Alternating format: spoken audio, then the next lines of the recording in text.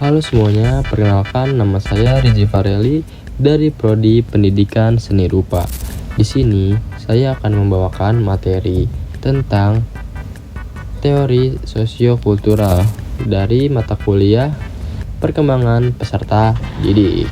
Oke, langsung aja. Bagaimana sih cara manusia menangkap ilmu?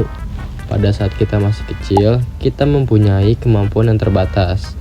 Lalu bagaimana sih kita bisa mencapai tahap sekarang yang dimana kita bisa berpikir secara optimal?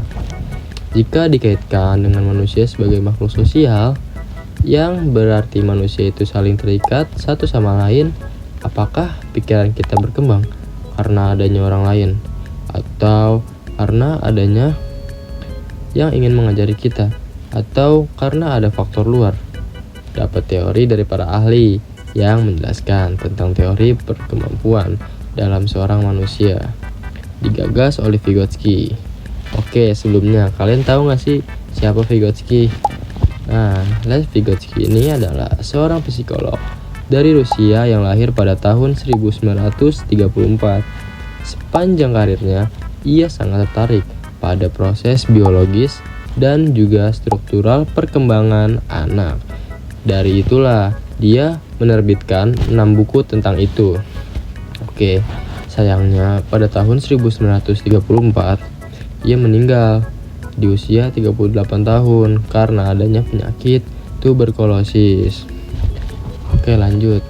Penemuan yang luar biasa ini tidak diketahui masyarakat secara langsung dan akhirnya pada awal 1960-an psikolog barat baru dapat mengakses temuan-temuan dari Vygotsky yang akhirnya dipakai dalam pendidikan sekarang.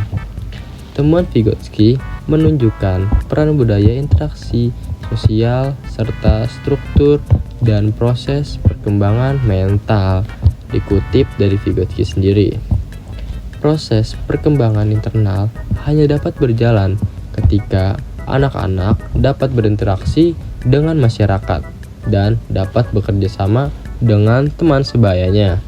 Secara umum, Vygotsky mencetuskan bahwa pengetahuan kognitif secara seseorang dibentuk oleh sosial, yaitu orang-orang yang mengajari, dan kultural, yaitu bahasa, budaya, atau tempat berkembang.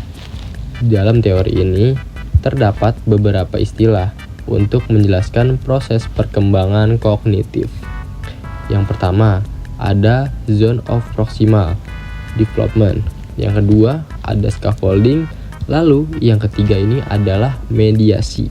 Yang pertama ini ZPD atau zone of proximal development, yang disingkat menjadi ZPD.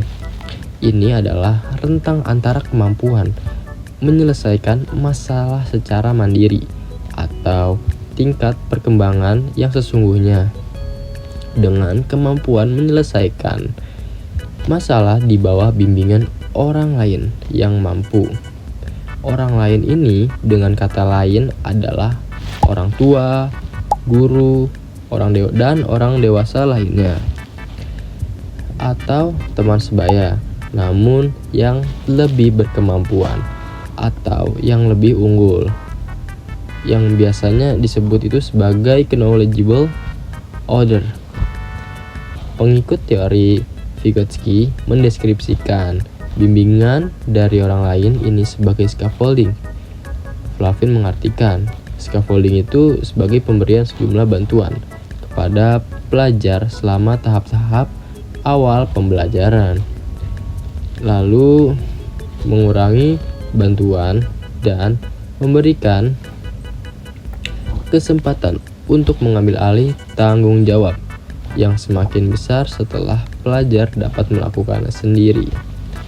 Bantuan dapat berupa dorongan, pemberian contoh, penjelasan tahap-tahap, penjagaan, dan lain sebagainya. Setelah dapat berdiri sendiri, anak-anak memiliki kemampuan dan lebih leluasa untuk bereksplorasi. Pelajari mengenai apapun selama memiliki atau mengetahui skill paling dasar dari bidang tersebut. Dengan demikian, kemampuan kognitifnya tidak terbatas pada pengalaman atau contoh yang diberikan sebelumnya. Mediasi adalah alat sebagai jembatan antara anak dengan individu lain yang membantu tersampaikannya pembelajaran. Vygotsky menyebutkan contoh alat mediasi yaitu bahasa, mengikat simpul, menghitung jari, teknik mnemonik, sistem simbol aljabar, karya seni, menulis, skema, diagram, peta, gambar mekanis, dan lain sebagainya sebagai sarana dan komunikasi dengan orang lain. Maka bahasa lisan yaitu berhubungan dengan lambang. Kata-kata percakapan adalah hal pertama yang dibutuhkan oleh anak-anak. Kekuatan bahasa juga dinyatakan Vygotsky sebagai hasil dari penelitiannya. Saat anak belajar cara menulis, anak kurang mengerti tujuan dari mempelajarinya. Namun dalam percakapan, setiap kalimat didorong oleh motif. Misal, sebuah pertanyaan perlu direspon dengan jawaban. Lalu seperti kebingungan perlu direspon dengan suatu penjelasan, dan sebuah keinginan nantinya akan mengarah pada permintaan. Oke, begitu dan sebaliknya. Lanjut, meskipun teori Vygotsky ini bertujuan untuk menjelaskan proses pembelajaran yang terjadi pada anak-anak, namun sosiokultural tidak terbatas pada saat itu. Ketika usia beranjak dewasa, saat sudah dewasa, saat menua, terdapat kemampuan-kemampuan lainnya yang pembelajarannya juga membutuhkan scaffolding. Oke. Cara kita menangkap ilmu dan cara penerapannya akan dipengaruhi oleh sosial dan budaya sekitar.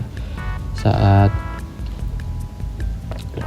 kita sudah menguasai kemampuan tersebut, kita masih butuh berkembang, yang dimana perkembangan ini hanya terjadi apabila mempertahankan kolaborasi dengan individu lain. Nah, ini adalah gambaran contoh dari teori ini, ya kan. Pertama-tama ini berdiri di tempat dangkal adalah kemampuan awal kita. Lalu kita akan mendapatkan bantuan dari orang tua kita dan juga mediasi seperti pelampung sampai kita bisa berenang.